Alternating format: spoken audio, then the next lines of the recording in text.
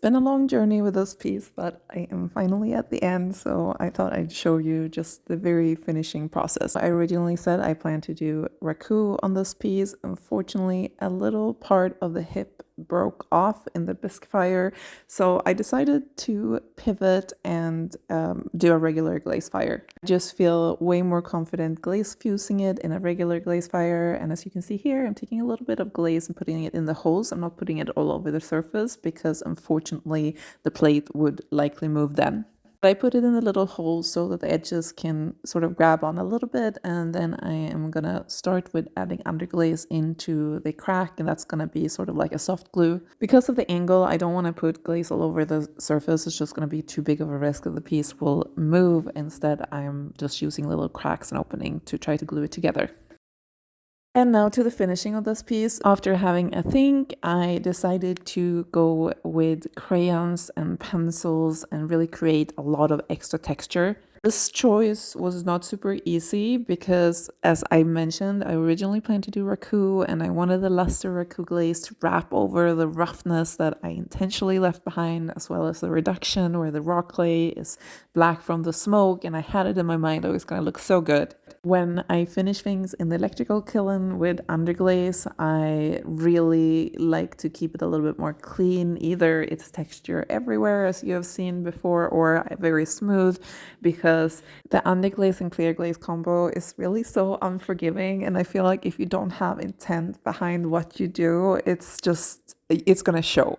That's eventually why I decided to go with the crayons and the pencils and like just kind of work with the roughness and make it feel really scribbly. Then instead of using clear glaze, I decided to do 1 to 2 layers of this opalescence, which is kind of a semi-transparent black glaze, Cone 05 glaze from Amaco. I've had this for a long time and I like it, but I don't use it very often because usually I either do raku or I do underglaze.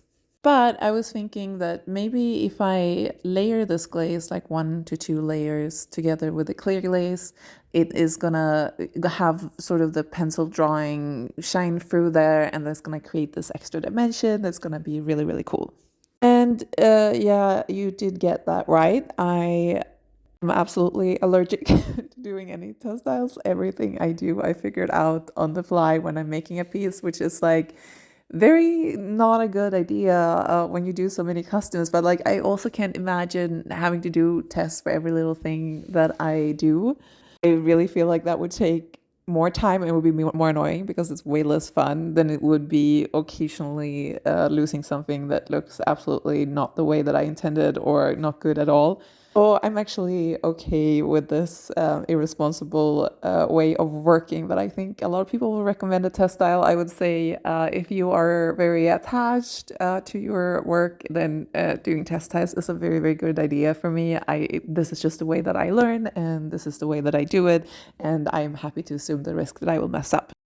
What I did 1 to 2 layers instead of 3, which is recommended, of the black opalescence, and then I added 1 to 2 layers of clear on top of that, popped it in the kiln and waited for a day, and then ta-da! It's been a long wait. Here it is. You can see I have a little bit of everything in this kiln, but the well, it's not wolf actually, it's a German Shepherd mix, I believe, but there it was, and I think like seeing the back of it, it looks really cool. I was a little bit worried about the black being as dark as it is, but once I picked it up and saw everything, I think it's a really, really cool piece. One thing that is always hard on a video is the little details, but the thing is that you do see the lines of the pencil beneath the glaze, which was exactly what I wanted. Shows up particularly well in the places where I only had 1 layer of opalescence rather than 2. At 2, it started to become more opaque, but you can still see the pencil scratches underneath it. After making this piece, I really feel like I want to make one piece that's supposed to be a black animal and then do all the pencil drawn fur and everything underneath it, and then only do 1 layer of the opalescence so you can see the texture all the way underneath. I think that would be super cool. But yeah, let me know what you think of this technique and this piece. I am very happy with it. I hope you like it as well.